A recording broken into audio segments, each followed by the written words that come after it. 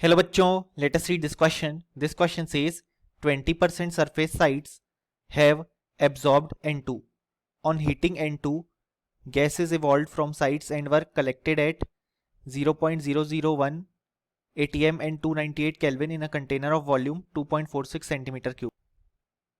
Density of surface sites is 6.023 into 10 to the power 14 per centimeter square and surface area is 1000 centimeter square. Find out the number of surface sites occupied per molecule of N2. इस question में कहा गया है कि 20% surface sites ने यहाँ पे N2 को एब्जॉर्ब कर लिया है. जब यहाँ पे हम हीट करते हैं तो N2 गैस यहाँ पे इवॉल्व होती है उन साइट से और यहाँ पे कलेक्ट हो जाती है at 0.001 atm and 298 Kelvin in a container of volume 2.46 centimetre cube. अब यहाँ पे जो डेंसिटी है सरफेस साइट्स की वो हमारे पास गिवन है और सरफेस एरिया भी गिवन है. अब हमें नंबर ऑफ सरफेस साइट्स जो कि ऑक्यूपाई होंगी पर मॉलिक्यूल ऑफ N2 वो फाइंड आउट करनी है. इस क्वेश्चन को सॉल्व करने के लिए जो की कॉन्सेप्ट रिक्वायर्ड है हमारे पास वो है एब्जॉर्प्शन ऑफ N2. अगर हम यहाँ पे number of moles of N2 जो कि एब्जॉर्ब हुए उन्हें कैलकुलेट करें तो वो हो जाएगा PV बाय RT. क्योंकि यहाँ पे कंडीशन मेंशन नहीं है तो हम आइडियल गैस की तरह ट्रीट करेंगे. आइडियल गैस के लिए हम लिख सकते हैं PV is equal to NRT, जहाँ से हम N की वैल्यू इस तरीके से फाइंड आउट करेंगे. प्रेशर की वैल्यू अगर हम पुट करें तो हमारे पास गिवन है 0.001 atm.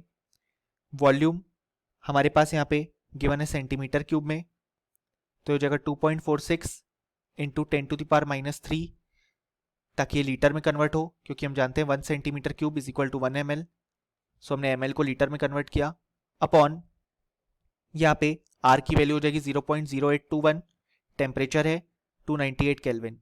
यहाँ से number of moles of N2 आ गए हमारे पास 1 इंटू 10 टू द पावर -7. अब यहाँ से अगर हम molecules of N2 absorbed find out करें तो वो जाएगा 10 to the power -7 into 6.023 into 10 to the power 23 क्योंकि एक मोल में Na यानी कि इतने मॉलिक्यूल्स होते हैं.